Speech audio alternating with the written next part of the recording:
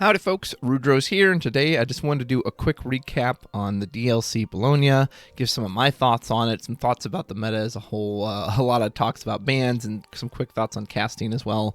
I apologize that this won't be longer, but I've just been very swamped with real life work stuff, which is good for me, but just it has not left much time to do these videos. So let's just jump right into it. I just kind of want to go through the top 4 decks here. Sapphire Amethyst, or maybe top 8. So this was the deck that won. Blurple's very well known at this point, very standard. I applaud the use of one jump. I'm curious how much that came up. Like, I saw it a few times on screen, but it was always later. Like, it was never, the turn 2 one jump. But technically it gives you 9 ways to ramp, right? 9's just that much more than 8. I do like the Ursula. The fact that whether it can sing a song or not is almost irrelevant, right? I think Into the Unknown and One Jump are really the only 2 songs that will likely come up with this. On the offhand chance you hit an 8 or 10 costs exist, then I suppose you could hit one of these. But most likely you're just using it as a 5th Elsa, just to exert and create interaction, or in this case a 6th Elsa. So you have that. Other than this, it's pretty standard stuff. There's nothing I can really add. They were talking on the Articast about maybe kind of leaning into the swinginess of the format. There's no visions of the future. I don't know why Ink Deck does this. It resets the page and then gets stuck up top. There's no vision of the future, but you do have something like Magical Maneuvers, which is a little riskier, right? You have 9 ink, and then instead of going 2 for vision, find my Hades, play my Hades. But if you have Magical Maneuvers and a Hades on the field, you can use this, maybe exert something, Hades challenges it, bounce the Hades back to your hand, replay it. And I thought that was an interesting idea. The guy who piloted this saw his best matchup, I think, 10 out of 12 matches or 8 out of 10 matches or something throughout the day. So luck, as always, is a big part of these things. You got to be lucky to win, and congrats to him. Let's go to why I don't like this site. I don't know if it's the ads or what, but I constantly have to reload the page so it doesn't get stuck. Amethyst Steel, I was really happy to see this deck get as far as it did. He definitely made some mistakes in that final matchup. I think this deck absolutely could have won and should have been the top deck. He had the ability to go triple 1-drop by turn 2, but for some reason went in on Smee instead. I think he 100% would have won. I think most people noticed too, there was a turn where he played Dumbo and just quested with Happy instead of using the Dumbo trigger. And he had the extra ink for it, so I think if he hadn't made those mistakes or 2, he really would have done well. This list is coming around on its own, right? It seems like Dumbo is becoming more and more essential to the list. I remember back when the sets first started, people thought, Dumbo's not as essential, but you're just kind of seeing the power of it. And it really gives extra power to the Smee and the Genie and the Jafar and the Happy, these cards that have evasive. Even though it's only during your turn, that still counts for Dumbo's trigger. I am curious if anyone out there wants to share, why are we doing a Jafar Smee split? Is it just characters? Do we just like the art on Smee better? I mean, you can do that. There's nothing that says you can't go all in it, but it's the exact same card. There's another thing too, we reprinted this Jafar, right? Why did we reprint Jafar when we literally have the same card in Smee? Very strange. Either way, was happy to see this list get up there because I do like this list, and it kind of has that catch-all. There's sometimes it just feels so weak, but other times it feels like it's exactly what you need. So nice, very nice. All right, what do we got? Steel Emerald. Wow. And this one, I don't remember if it was on stream or not, or I haven't had a chance to go back and watch the entire, word for word cast, which, to be fair, I don't want to because it's a lot of Lorcana. Using warded characters makes sense. Ward is very strong, as always. Even though there's less targeted stuff in the format now than there used to be, still, knowing that Philip isn't going to get hit by Hades, Heathcliff isn't going to get hit by your Hades, by your Elsa, it will at least get that turn to stick around and do what it wants to do. The only thing with this list is when I look at it, now this seems to be somewhat of a more aggressive version. Merfolk, go for instant lore.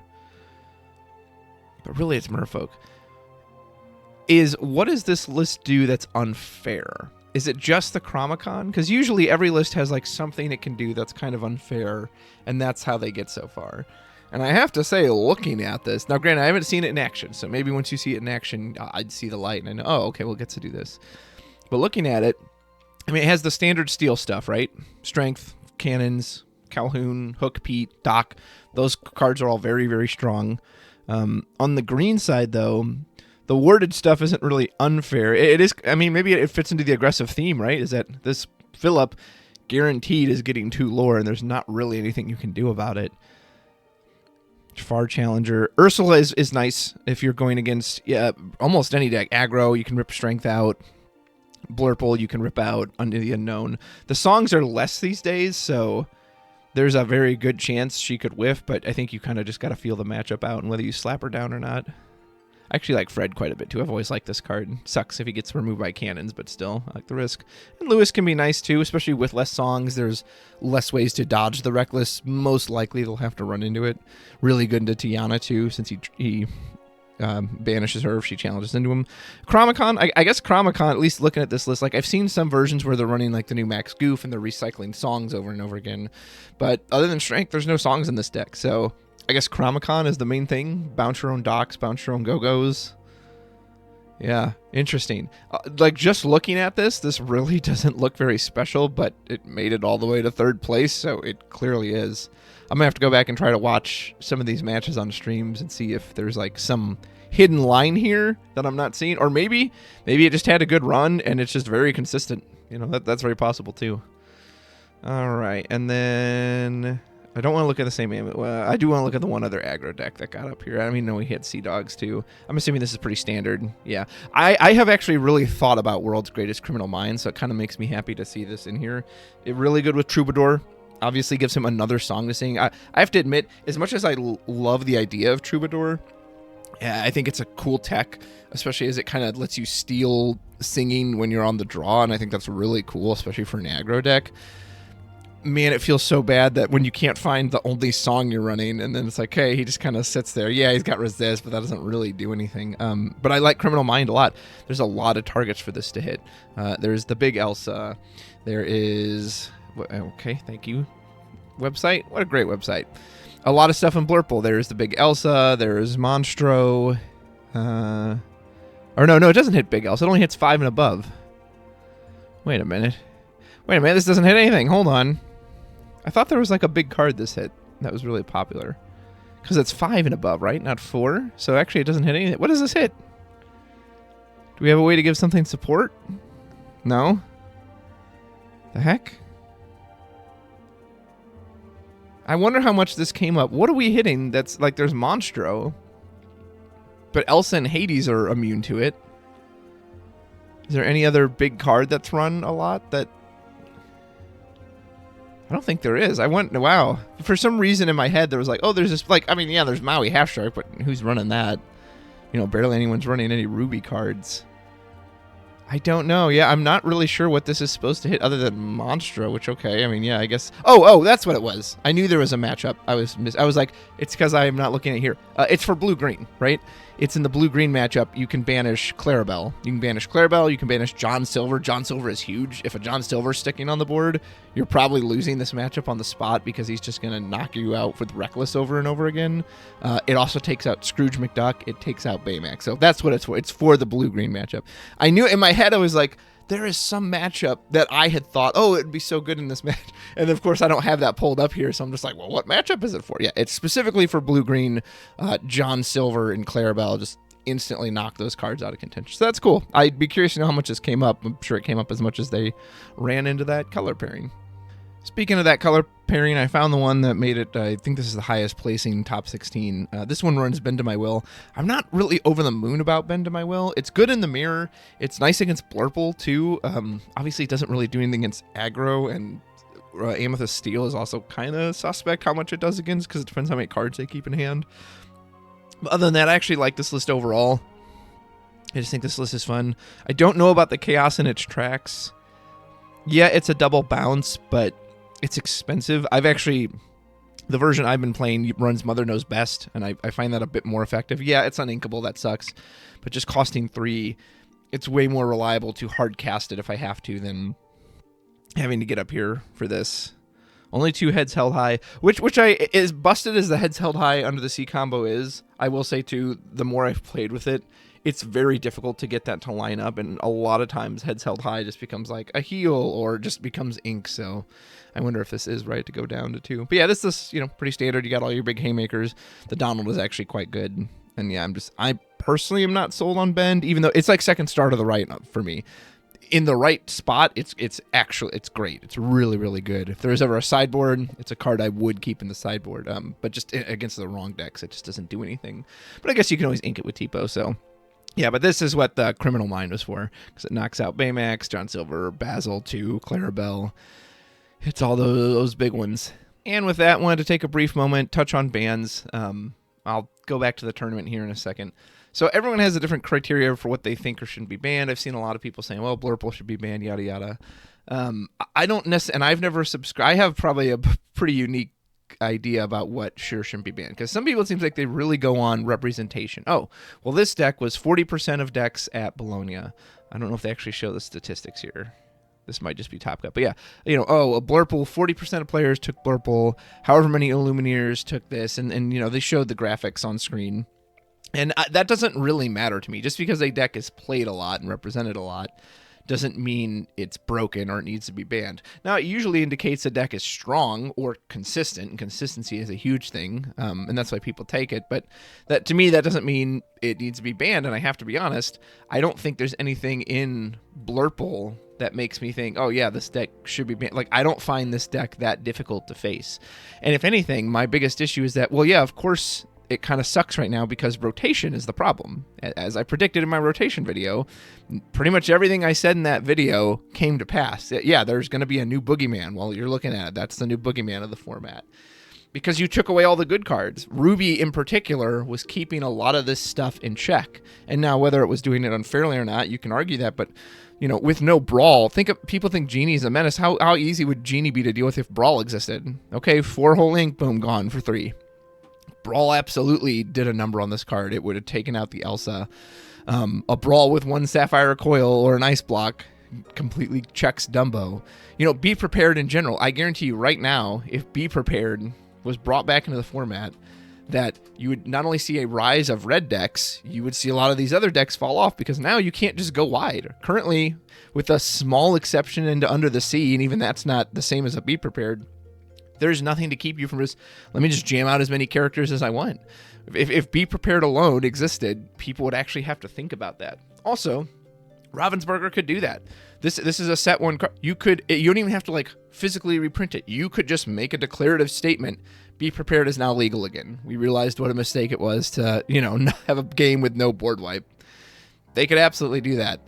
So for me, I'm more of, I want to ban something if it's unfair and if it's not fun to play against and if it's ridiculous. Bucky, I think he should have been banned over Eroded, but he created a very unfun play style. Whether you thought it was too strong or not, that's fine, but that was an incredibly unfun play style to have to deal with Bucky Diablo that early and to just get your whole hand junked.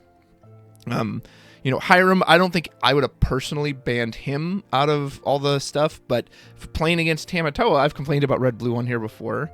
Playing against all the free stuff that Sapphire got and continues to get, yeah, it's insanely unfun. It is not enjoyable to watch someone sit here and loop this card and get any item they want ad nauseum and then just dime to win with this guy. That was a pretty, I thought, toxic and unhealthy playstyle. And so a big part of what made it so crummy is there are so few counters to it as well. Counters matter. Again, if Brawl exists, is Genie really even a problem? Well, without Brawl, of course he's a problem, because you took away... So Lorcana has always had this thing with removal, where Ruby beat on your strength, and then Steel cared about your willpower. Low willpower characters fell prey to Steel. Low strength characters fell prey to Ruby. Well, since we've gutted Ruby, now... the only thing that matters is Steel, and Steel got gutted too. It doesn't have Zeus anymore. If Zeus was still in the format, of course, I always spell it incorrectly. I always put the Z first. If Zeus was still in the format, a lot of these characters, think how much worse these cards would be. 5 health, 4 health. I mean, the 6 is safe from it, but 5/5. Zeus would eat these cards alive. But we hurt Steels now, so now everything's just about willpower. If you have 6 willpower, 8 willpower, 6 willpower, 7 willpower, your opponents are going to have to chonk through that and sit there and eat their way through that challenge by challenge. So, whereas beforehand, Ruby would just eat those up.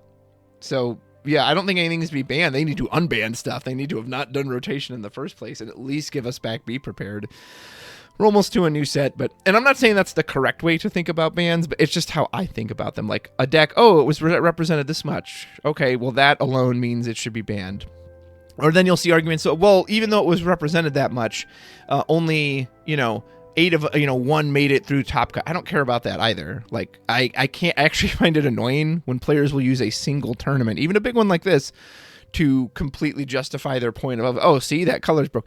Because tournaments are tournaments. If you've never played in one, they're random. So much of it is determined based on what matchups you see. We know this player saw purple steel all day, which is his best matchup. Imagine if he'd run into aggro all day, especially all the die rolls he lost. He probably wouldn't be sitting here in top cut. If he wasn't the top seed and had to go second in all those matches, he also very well might not be sitting here on top. So just because more Blurple doesn't make it into the top cut, that has no bearing on the strength of the deck. Blurple could have seen a 60% representation and none of them converted. That still doesn't have any bearing on the strength of the deck. To me, what determines the strength of the deck is in a one-on-one scenario. Let's say you run Blurple versus this purple steel deck. You run 20 games. Out of 20 games, what is the win percentage? If out of 20 games, Blurple wins 17 of them, and Amethyst Steel only wins 3, okay, that's a heavily favored Blurple matchup. If it's 50-50, okay, it's a pretty even split. Throw Blurple against aggro. If Blurple loses to aggro 20 out of 20 games, okay, well then that's a clearly unfavored matchup for it. Like, to me, that is what truly determines the strength of a deck. Imagine in that scenario I just labeled, let's say Blurple beats aggro 1 game, wins 1 game out of 19, and people will use those 1 game. Oh, see? It's totally fine. It won. It can even beat aggro. That's dumb. Yes, but statistically, it's highly unfavored against it. Just because maybe it pulled something off at a tournament, that doesn't mean that it's actually that cracked. So I wouldn't ban anything right now, especially with a new set around the corner. Granted, not that I have any faith they're going to release new stuff. I would unban a bunch of stuff. And be prepared. If nothing else, be prepared has to come back. You will drastically see a change in the way decks are constructed and played. I would probably try out Ruby Amethyst in a serious manner if Be Prepared alone existed. Heck, it would give a Red Sapphire or Ruby Sapphire a reason to exist, right? Now there's something to stall you to get to those late game power cards you have because Be Prepared exists. So that alone absolutely needs to come back. And last but certainly not least, and this kind of ties into the point about bans, but casting. I wanted to comment on the commentary for Bologna because there was a lot of kerfluffle about it that I saw. Now, I'm a caster myself. It's something I've done for a very long time, and I have a degree in theater and public speaking. So this is something, pretty near and dear to my heart. And I'm a critical person. I very highly evaluate my own casting, other casting, etc. And similar to the bans, the general point I just want to make is, hey, you can enjoy what you want to enjoy, and you're allowed to dislike what you want to dislike. One of the first matches I saw, I think it was at the very beginning of the tournament on day 1, and they were having the little, I don't even remember who it was, maybe Baker and Rebecca. They were like in that lounge area, and they're like, oh, we'll kick it over to our casters. And the first casters were Spessy, and I think that new girl, Kim.